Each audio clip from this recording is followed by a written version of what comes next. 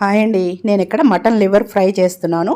శుభ్రంగా 4, 5 సార్లు కడుక్కున్న తర్వాత ఉప్పు, కారము మీ టేస్ట్ తగ్గట్టు కారం కూడా వేసేసి చక్కగా అన్నీ మిక్స్ చేసుకొని ఒక హాఫ్ అన్ అవర్ అక్కడ పక్కకు పెట్టేసుకోండి. హాఫ్ అన్ అవర్ తర్వాత కళాయి పెట్టి కళాయిలో నూనె వేసి అలాగే చెక్క 3 లవంగాలు వేసేసాను. వేగిన తర్వాత ఒక ఉల్లిపాయ 4 పచ్చిమిరపకాయలు అలాగే 1 స్పూన్ అల్లం వెల్లుల్లిపాయ పేస్టు అలాగే కొత్తిమీర కరివేపాకు కూడా వేసి చక్కగా ఫ్రై చేసుకున్నానండి. ఈ విధంగా ఫ్రై అయిన తర్వాత మనం కలిపి పెట్టుకున్న లివర్ ఉంది కదండి, అవి కూడా వేసేసి చక్కగా ఇట్లా ఒకసారి ఆయిల్లో మిక్స్ అయ్యేలాగా కలుపుకోవాలి. కలుపుకొని సిమ్కి హైకి మధ్యలో పెట్టేసి మూత పెట్టేసేయండి.